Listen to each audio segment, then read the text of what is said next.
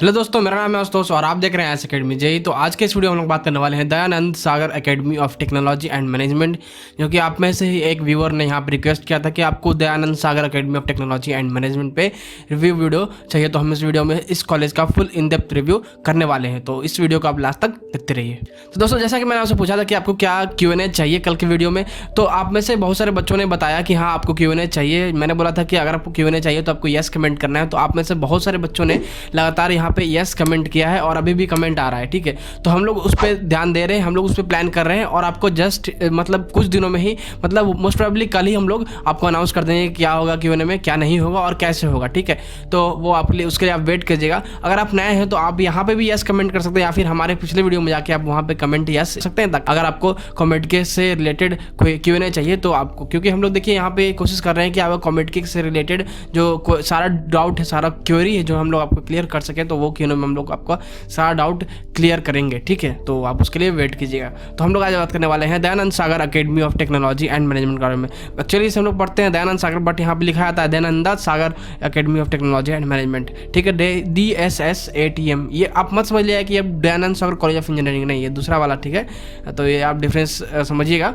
इसका हम लोग फुल इन डेप्थ रिव्यू करने वाले हैं। तो सबसे पहले हम बात करेंगे कि इस वीडियो में हम लोग कौन से टॉपिक जो है वो कवर करेंगे। सबसे पहले कैंपस के बारे में, फिर रैंकिंग, कोर्स अवेलेबल क्या होता है वो, एलिजिबिलिटी फॉर बी या फिर बीटेक हम लोग कह सकते हैं, कोर्सेज अंडर भी, फिर total number of seats available, seat matrix के बारे में, बीटेक के सीट्स मैट्रिक्स वगैरह हम लोग बात करेंगे, फिर हॉस्टल, फिर कट ऑफ, लास्ट ईयर का 2 ईयर का मैं बात करूँगा 2018-2019 का। ठीक है, फ़ी के बारे में बात करूँगा मैं, फिर प्लेसमेंट फ़ी में अकेडमिक फ़ी और हॉस्टल फ़ी दोनों का बात करूँगा, और आपको एक रफ आइडिया दे दूँगा कि 4 साल में हॉस्टल फ़ी और अकेडमिक फ़ी मिला के आपको इतना लगने वाला है। ठीक है, तो आप उसके से क्लियर हो जाएंगे कि आपको कितना खर्च आने वाला है इस कॉलेज में। कैंपस के बारे में पहले डिस्कस कर लेते हैं हम लोग। तो कैंपस आपको 2011 में बनी थी। ठीक है, तो ज़्यादा पुरानी कॉलेज है नहीं, और कर्नाटका में आपको पड़ती है, बेंगलोर में, प्राइवेट है, एफिलेटेड है विश्वेश्वरैया टेक्नोलॉजी यूनिवर्सिटी से, मतलब VTU से। आपको ये दयानंद सागर ऑफ इंस्टीट्यूशंस का एक पार्ट है। ठीक है, दयानंद सागर ऑफ इंस्टीट्यूशन एक ग्रुप है, उसका ये एक पार्ट है जो कि इंजीनियरिंग और बहुत सारे ब्रांचेस को कोर्स यहाँ पे प्रोवाइड करती है। ठीक है, AICTE अप्रूव्ड है, आपको NAAC से ग्रेड A मिला हुआ है, फिर 10 एकर्स में इसका कैंपस है, जिसमें आपको स्पोर्ट कॉम्प्लेक्स मिल जाता है, फिर लैब्स मिल जाता है, लाइब्रेरी मिल जाता है, कैफेटेरिया मिल जाता है, हॉस्टल मिल जाता है, जिम मिल जाता है, वाईफाई कैंपस मिल जाता है। यहाँ पर ऑडिटोरियम का डिस्कस नहीं किया गया है। ठीक है, तो शायद ऑडिटोरियम इसमें नहीं मिलता है।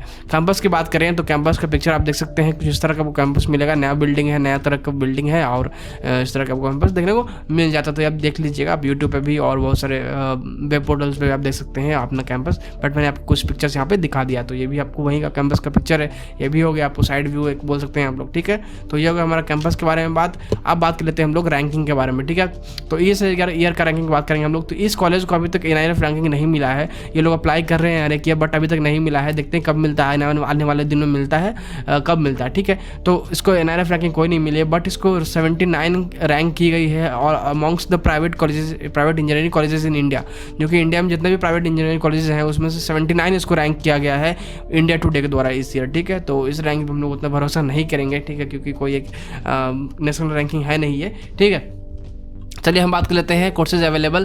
तो UG और PG प्रोग्राम्स मिल जाता है इसमें आपको, BE, BTech, फिर BArch आर्किटेक्चर कर सकते हैं इसमें कोर्स आप, MBA, MCA, ये सारे कोर्स आपको मिल जाते हैं। 4 कोर्स इस कॉलेज में आपको देखने को मिल जाता है। ठीक है, अब बात करते हैं हम लोग एलिजिबिलिटी फॉर BE, BTech और BArch की क्या क्या एलिजिबिलिटी आपको चाहिए BE, BTech में एडमिशन लेने के लिए, BArch में, और कैसे आप एडमिशन ले सकते हैं। तो 10+2 पास होना चाहिए, जो कि आपको किसी भी सेंट्रल या स्टेट बोर्ड से minimum with 45% aggregate marks in PCM। ठीक है, यहाँ पे 40% होता है रिजर्वेशन वालों के लिए, मतलब जो कर्नाटका से स्टूडेंट हैं उनके लिए। ठीक है, क्योंकि अगर आप कर्नाटक से बाहर के बच्चे हैं तो आपके लिए कोई रिजर्वेशन नहीं होता है, आप जनरल में माने जाएंगे। ठीक है, तो हम लोग बात कर रहे हैं कॉमेडके के बारे में, मतलब कर्नाटका से बाहर वाले बच्चों के बारे में। तो यहाँ पर आपके लिए रिजर्वेशन कोई नहीं है, तो आपको 45% एग्रीगेट मार्क्स PCM में होना चाहिए। ठीक है, कॉमेडके से आप इसमें एडमिशन ले सकते हैं, कैसी से एडमिशन होता है, और भी आपके लिए आर्किटेक्चर के लिए नाटा से एडमिशन होता है। ठीक है, तो कॉमेडके वो जो कि कर्नाटका से बाहर के बच्चे हैं, और KCET वो जो कि कर्नाटका वाले बच्चे हैं उनके लिए। ठीक है, तो इस तरह से इसमें एडमिशन होता है, जो कि कॉमेडके के लगभग सारे कॉलेजेस में सेम ही होता है।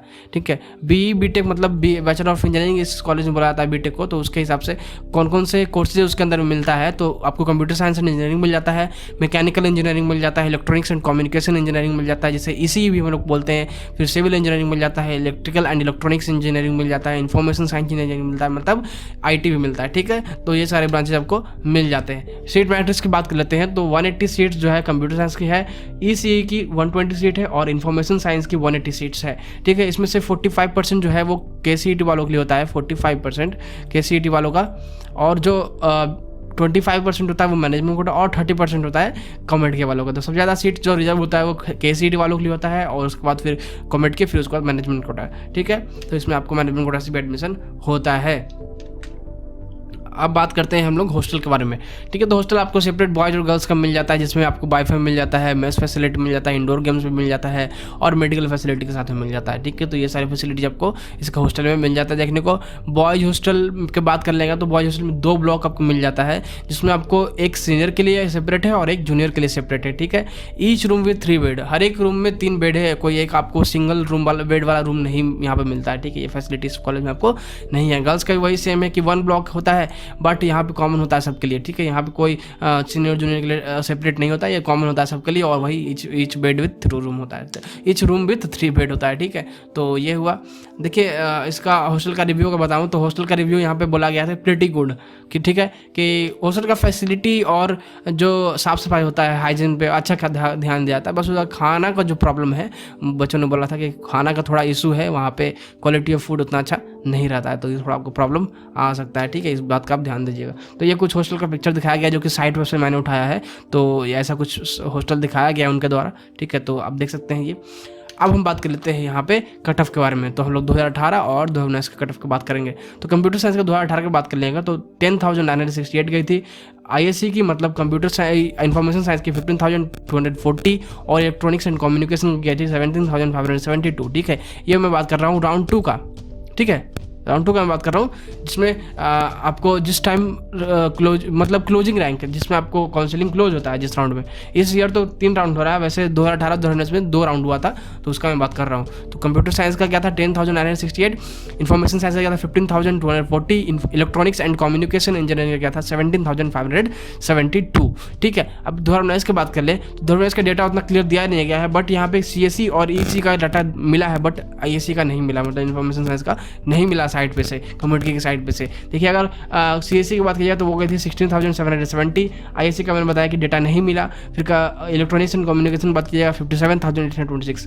देख सकते हैं कितना डिफरेंस आता है, तो ये वैरी करते रहता है इधर उधर, ठीक है। तो इस हिसाब से अपना एस्टिमेट लगा लीजिए कि इस ईयर भी तो वैरी करेगा ही, क्योंकि इस ईयर तो बच्चे कम अपियर भी हुए हैं और बच्चे कम एडमिशन भी लेंगे, ठीक है। तो उस हिसाब से इस ईयर भी वैरी होगा। तो हर एक ईयर वैरी करता है, तो उस हिसाब से आप ध्यान दीजिएगा कि आपका कितना रैंक है, तो उस हिसाब से आपको कौन सा ब्रांच में मिल रहा है। तो इसके अराउंड भी अगर आप लेके चलेगा तो उस हिसाब से आपका जो है आपका एस्टिमेटिक आ जाएगा, ठीक है। तो चलिए अब हम बात कर लेते हैं यहाँ पे फ़ी के बारे में। देखिए इसका मुझे एक प्रॉब्लम मुझे लगा, ख़राब बात लगा कि मुझे इस कॉलेज का एक डिमेरिट लगा, इसके साइट पे कुछ ज़्यादा अच्छा डिटेल दिया नहीं गया है, ना ही फ़ी का ना ही कुछ अच्छे फैसिलिटीज़ का उतना डिटेल दिया नहीं गया है। फ़ी का भी बताइए तो फ़ी का सिर्फ मैनेजमेंट कोटा का फ़ी दिखाया गया है, और कॉमेडी का नहीं फ़ी दिखाया गया है, ना ही KCET वालों का फ़ी दिखाया गया है, ना ही हॉस्टल फ़ी दिखाया गया है। तो मैंने फिर कॉन्टैक्ट नंबर उठा के, मैंने वहाँ पर 2-3 नंबर थे कॉन्टैक्ट नंबर, मैंने कॉन्टैक्ट किया सभी नंबर पर, तो फाइनली एक पे उठाया, एक पे आंसर किया गया, और उस पर मैंने पूछा कि जो BTech के लिए हम एडमिशन अगर ले रहे हैं कॉमेडी से तो हमको कितना फ़ी लगेगा, ठीक है। बट वहाँ पे जो था एक चीज़ मुझे अच्छा लगा कि जो बात करने वाले थे काउंसलर जो भी थे वो अच्छे से बात कर रहे थे, कोऑपरेटिव थे। जो मैंने पूछा बारी बारी से वो बताते गए, ठीक है, सारा कुछ डिटेल में, ठीक है। और उन्होंने बताया कि जैसे मैंने पूछा कि एकेडमिक फी क्या पड़ेगा पर ईयर BTech के कोर्स के लिए अगर हम जा रहे हैं तो कंप्यूटर साइंस ब्रांच के लिए, तो लगभग यही सेम रहता है सबका। और मान लीजिए कंप्यूटर साइंस है, EC है और इन्फॉर्मेशन साइंस है, तो कंप्यूटर साइंस, EC और इन्फॉर्मेशन साइंस का तीनों का जो फ़ी होगा वो सेम होगा, ठीक है। और बाकी जो ब्रांच हो गया नीचे वाले ब्रांच है उसका कम फ़ी होगा, ठीक है। तो उन्होंने बताया कि अप्रॉक्स 2.4 लाख पर ईयर आपको पड़ जाएगा अगर आप कॉमेडी से एडमिशन ले रहे हैं तो, ठीक है। अगर आप मैनेजमेंट कोर्स ले रहे हैं तो आपको 3 लाख के अराउंड पड़ जाएगा एकेडमिक फी, सिर्फ एकेडमिक फी, ठीक है। तो 2.4 लाख पर ईयर पड़ जाएगा आपको एकेडमिक फ़ी। और इसमें बताया उन्होंने कि कॉमेडी के एग्जामिनेशन फ़ी और बाकी आपको जो एक्स्ट्रा फ़ी होता है, अदर फ़ी होता है, वो सारे ऐड करके हैं इसमें, ठीक है। तो इसमें इससे अलावा आपको इसमें कुछ ऐड नहीं करना है। तो ये हो गया पर ईयर, इसको आप 4 से मल्टीप्लाई कीजिएगा तो आपको आ जाएगा 4 साल का एकेडमिक फी और अदर फी, एग्जामिनेशन फी जो भी होगा वो आपका आ जाएगा। तो इसको अगर जब 4 से मल्टीप्लाई करते हैं तो आपको आता है 9,60,000, ठीक है, 9,60,000 के करीब में आपको यह आ जाएगा 4 साल का, ठीक है। तो ये आपका हो गया 4 साल का अकेडमी फ़ी और ट्यूशन फ़ी मतलब मिला के, सारा कुछ एक्स्ट्रा फीस सब मिला के, ठीक है। तो ये 4 ईयर का आपका हो गया 9,60,000 रुपीज़ आपको पड़ जाएगा 4 साल का, ठीक है। अगर 2.4 लाख पड़ा तो, ठीक है, जिस हिसाब से उन्होंने बताया था।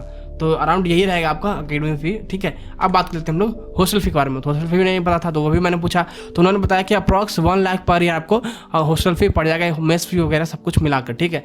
तो अप्रॉक्स 1 लाख, तो इसको आप 4 से मल्टीप्लाई कीजिएगा तो 4 साल का हॉस्टल फ़ी आ गया आपको, ठीक है। तो इसको आप 4 लाख आ जाएगा ये। तो हमारा ये अकेडमिक फ़ी हो गया 9,60,000, फिर हॉस्टल फ़ी हो गया हमारा 4 लाख। तो इन दोनों को अगर आप ऐड कीजिएगा तो आपको आ जाएगा 13,60,000, ठीक है। 13,60,000, ठीक है। 13,60,000 आ जाएगा आपको, ठीक है। तो यहाँ पे इतना खर्च आपको जो है 4 साल का अकेडमिक फ़ी और ट्यूशन फ़ी मिला के, हॉस्टल फ़ी मिला के आपको आ जाएगा 4 ईयर्स का, ठीक है। तो ये आप ध्यान दीजिएगा कि आपको यहाँ पे 13 से ऊपर ही लग जाएगा इस कॉलेज में आपको, बाकी आपका एक्स्ट्रा खर्चा अलग, ठीक है। तो जिस हिसाब से उन्होंने फ़ी बताया उसके हिसाब से मुझे ये थोड़ा एक्सपेंसिव कॉलेज लगा, क्योंकि मैंने जितने भी अभी तक कॉलेज रिव्यू किए हैं, लगभग 8 से रिव्यू कर दिया है, हमारा 9वां रिव्यू वीडियो है। तो इतने मैंने फ़ी कहीं नहीं देखे किसी कॉलेज में, बट यहाँ पे फ़ी ये देखने को मिल रहा है। अब पता नहीं इसमें और ज़्यादा भी हो सकता है, जैसा कि उन्होंने बताया, क्या पता वो गलत बता रहे हो, उसके भरोसा हम लोग नहीं कर सकते। बट अगर हम इसके अराउंड भी लेके चले तो आपको 13,60,000 पड़ जा रहा है, मतलब 14 लाख के अराउंड में आपको 4 साल का पड़ जा रहा है। तो ये मुझे थोड़ा एक्सपेंसिव लगा। अब हम बात कर लेते हैं प्लेसमेंट इसमें कैसा लगता है, उस हिसाब से आपको बताऊंगा कि ये इतना खर्च करना है इस कॉलेज में अच्छा है या नहीं है, ठीक है। देखिए, क्योंकि मैं टोटली अनबायस्ड रिव्यू करता हूँ, ठीक है। बायस्ड रिव्यू कभी नहीं मैं करता, मैं ना ही किसी कॉलेज से पैसा ले रहा हूँ, ना ही कोई मैं कॉलेज वाले पैसा दे रहे हैं कि मैं लूँगा, अगर देंगे भी तो नहीं लूँगा, क्योंकि देखिए मुझे आपके लिए जो करना हो वो करूँगा, क्योंकि आप मेरे लिए सपोर्ट करते हैं, हम आपको सपोर्ट करते हैं, तो हमारा म्यूचुअल अंडरस्टैंडिंग है। तो हम आपके लिए ना ही गलत करेंगे, ना आपके लिए आप हमारे लिए गलत करेंगे, ठीक है। तो हम क्या करते हैं कि जो हमें इन्फॉर्मेशन मिला उसी में आपको बेस्ट देने की कोशिश करते हैं। मान जैसे देखिए, इस पर हम लोगों को इन्फॉर्मेशन नहीं मिला उतना था, ना ही कोई साइट पर दिया गया है, ना ही इनके साइट पर दिया गया है। तो मैंने सुबह से मतलब कॉन्टैक्ट किया इस कॉलेज में, तो फाइनली कॉन्टैक्ट हुआ और हमने सारा कुछ डिटेल ले लिया, ठीक है। तो जितना डिटेल मिलता है उसी में आपको एक अच्छा बेस्ट रिव्यू देने का कोशिश हम लोग करते हैं, तो आपको जो है वो क्लियर हो सके, आपका डाउट है वो क्लियर हो सके। क्योंकि देखिए यहाँ पे मैं जानता हूँ कि यूट्यूब पे आपको कॉमेडिस के रिलेटेड उतना ज़्यादा वीडियोज़ नहीं मिलेगी भी तो कन्फ्यूजिंग टाइप का मिलेगी, ठीक है। तो मैं क्या सोच रहा हूँ कि आपको कॉमेडी से रिलेटेड आपका सारा डाउट जो है वो इन दिनों में क्लियर कर दूँ, ठीक है, काउंसलिंग स्टार्ट होते तक, ठीक है, ताकि आप काउंसलिंग में जाएँ तो आपको सारा कुछ क्लियर रहे कि कहाँ कैसे भरना है, कहाँ पे कौन सा कॉलेज में कितना फ़ी लग रहा है, मुझे कितना खर्च करना है, इस हिसाब से सारा कुछ क्लियर रहे, ठीक है। तो आप तो ज्वाइन कर ही हैं, अगर आप ज्वाइन किए हुए हैं हमें तो ठीक है, अगर आप नए हैं तो आप ज्वाइन कीजिएगा और अपने दोस्तों को भी ज्वाइन करवाइएगा यहाँ पे, ठीक है, ताकि वो भी इस सभी की चीज़ों के बारे में जान सकेंगे। हम लोग लगातार अभी कॉमेडी काउंसलिंग तक कॉमेडी को कवर करेंगे, ठीक है। कॉमेडी कॉलेज रिव्यू सारे डाउट को हम लोग Q&A भी करने वाले हैं, तो सारा कुछ क्लियर करेंगे, ठीक है। अब बात करते हैं हम लोग प्लेसमेंट के बारे में, ठीक है। तो प्लेसमेंट रिकॉर्ड जो यहाँ पे है वो 80% लगभग बच्चे एलिजिबल बच्चे प्लेस्ड होते हैं, मतलब जितने बच्चे एलिजिबल होते हैं प्लेसमेंट के लिए उसमें से 80% बच्चे ही प्लेस हो पाते हैं, ठीक है। तो प्लेसमेंट रिकॉर्ड भी, परसेंटेज रिकॉर्ड भी उतना अच्छा नहीं है। अब हम देख लेते हैं पैकेज का, भाई एवरेज पैकेज ये सब। तो हाईएस्ट पैकेज जो 2019-2020 का मतलब सेशन का लगा, तो वो लगा 23 लाख पर एनम, ठीक है, जो 2020 में पास आउट हुए, तो 23 lakh per annum highest package तो लगा। हाईएस्ट पैकेज हम लोग नहीं देखते क्योंकि हाईएस्ट पैकेज ऐसा होता है कि सिर्फ एक बच्चा का लगा, 2 बच्चा का लगा, ठीक है, वो मैटर नहीं करता है। मैटर करता है कि हमारा एवरेज क्या रहा, सार मतलब ज़्यादातर बच्चों को क्या मिला। तो यहाँ पे एवरेज जो लगा था वो लगा था 4.5 लाख पर एनम।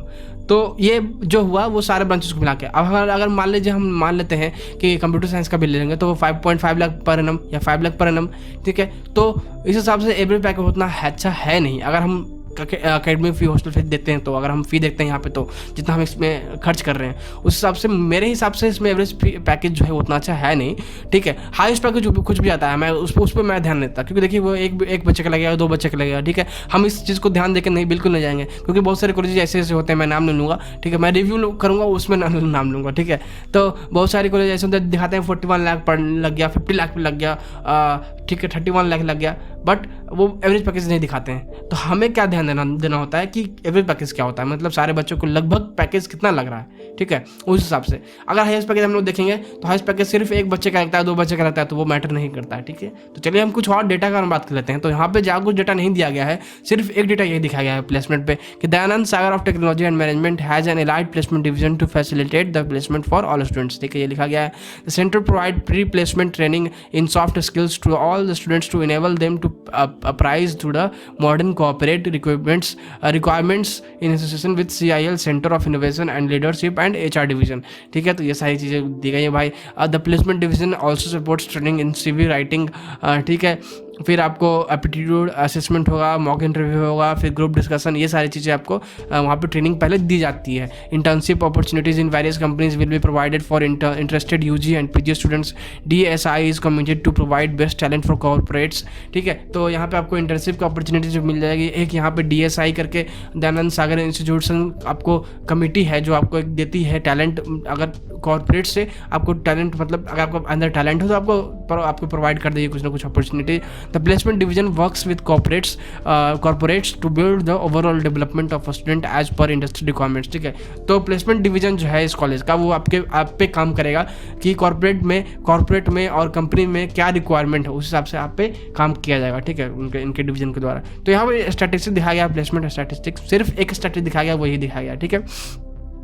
तो देखिए यहाँ पे 2014 2015 का है, 2015 2016 का है, फिर 2019 2020 का है, फिर 2018 2019 का। तो हम इन दोनों का ईयर का बात कर लेते हैं। तो 2018 2019 का ब्लू में है और 2019 2020 का ग्रीन में, ठीक है। तो 2018 2019 में जो ये शायद नंबर ऑफ ऑफर है तो 434 आई थी, ठीक है, और 2019 2020 में 337 आए थे, तो डिक्लाइन हुई है थोड़ा। तो ये है कि यहाँ पे अब ऑफर हिसाब से आता है, मतलब अच्छा खासा ऑफर यहाँ पे मिल जाता है, ठीक है। अब ये नहीं दिखाया गया है कि आपको कितने बच्चे का कितना पैकेज लगा, एवरेज पैकेज क्या लगा। एवरेज पैकेज में मैंने देखा तो सारे बच्चे का मिलाकर मैंने जो रिव्यू देखा कोरा ये सब पर, तो उसके मिला के मैंने डेटा निकाला है, ठीक है। तो सारा डिटेल में कुछ नहीं दिया गया, बट ये दिखाया गया कि इतने ऑफर आते हैं, ठीक है। तो उस हिसाब से आप देख सकते हैं। बट मैं अगर अपने ओपिनियन दूँ तो हम लोग यहाँ पे 14 लाख के करीब खर्च कर रहे हैं, और यहाँ पे जो एवरेज पैकेज हमारा है 5 लाख के अराउंड में हमारा है, हम लोग ले लेते हैं तो। और उतना ज़्यादा डिटेल में दिया नहीं गया है, उतना ज़्यादा मतलब कोई अच्छा फैसिलिटी उतना ज़्यादा मिलता नहीं है, और तो उतना ज़्यादा मेरे हिसाब से ये कॉलेज उतना अच्छा नहीं रहेगा जितना आप खर्च कर रहे हैं उसके अकॉर्डिंग, ठीक है। मैं ये नहीं बात कर रहा कि ये ख़राब है, बिल्कुल ख़राब है, एकदम अच्छा नहीं है, नहीं, अच्छा है, अपने जगह पर अच्छा है। बट जितना आप खर्च कर रहे हैं, जितना इसमें आप दे रहे हैं, ठीक है, जितना आप इसमें एक्सपेंड कर रहे हैं, उस हिसाब से आपको ये कॉलेज अच्छा आउटकम नहीं दे रहा है। वो तो आप पे डिपेंड करता है आप कितना मेहनत करते हैं, वो चीज़ लेके नहीं चलूँगा ना मैं, क्योंकि मैं एक ओवरऑल स्टूडेंट का बात करूँगा, ठीक है। वो तो आप कितने भी टैलेंटेड हो, आप पे डिपेंड करता है आप कितना मेहनत करते हैं। वो किसी भी कॉलेज में आप मेहनत करके निकाल सकते हैं, वो आप पे डिपेंड करता है, ठीक है। और वो करना ही चाहिए, प्राइवेट कॉलेज में वही करना चाहिए, ठीक है, क्योंकि बिना मेहनत किए हुए नहीं निकलेगा आपको प्राइवेट कॉलेज में अच्छा पैकेज, ठीक है। तो ये है। तो जिस मेरे हिसाब से जितना आप इसमें खर्च कर रहे हो उतना उस हिसाब से इसमें आपको नहीं लेना चाहिए, ठीक है, क्योंकि थोड़ा एक्सपेंसिव आपको पड़ जा रहा है। अगर आपको कोई और बेटर ऑप्शन है इससे अच्छा तो आप देख लीजिएगा। मैंने बहुत सारे कॉलेज रिव्यू बना भी दिया है, और भी बहुत सारे ऑप्शन आप देख सकते हैं, या फिर मुझसे ही पूछ सकते हैं आप, ठीक है। क्यों मैं करूँगा तो उसमें आप पूछ सकते हैं, अपना रैंकिंग वगैरह से बताइएगा तो वो मैं बता दूंगा। तो मैं अगर लास्ट ओपिनियन दूँ तो जिस हिसाब से आप इसमें स्पेंड कर रहे हैं उस हिसाब से ये उतना अच्छा वर्थ इट नहीं है, ठीक है अच्छा बट उतना वर्थ इट नहीं है, ठीक है। तो बस यही था हमारा इस कॉलेज का रिव्यू वीडियो। यहाँ पे कुछ और कंपनीज वगैरह का नाम दिया गया है कि कौन कौन सी कंपनी आते हैं, इन्फोसिस आते हैं, ये सारे कंपनीज ही आते हैं। बस इतना ही कंपनी दिखाया गया कि इतनी ही कंपनी आते हैं, पता नहीं अब कितनी कंपनी आते हैं, इतनी कंपनी दिखाया गया इस कॉलेज के द्वारा। तो इतनी ही कंपनी मिला के यहाँ पे 300 to 400 ऑफर लेके आते हैं, ठीक है। अमेजन है, HP है, कॉग्निजेंट है, फिर एक्सेंचर है, बॉस है, यूनिसिस है, विप्रो है। तो ये सारे कंपनी जो है वो आते हैं, ये सब आप देख लीजिएगा, ठीक है। तो मैंने अपना ओपिनियन दे दिया। अब दोस्तों बस इस वीडियो में इतना ही। अगर आपको ये वीडियो पसंद है इस वीडियो को लाइक कीजिएगा, अपने दोस्तों से जरूर शेयर कीजिएगा, और आप हमारे चैनल पर न्यू हो तो हमारे चैनल सब्सक्राइब कीजिएगा। तो बस दोस्तों इस वीडियो में इतना ही। Thanks for watching.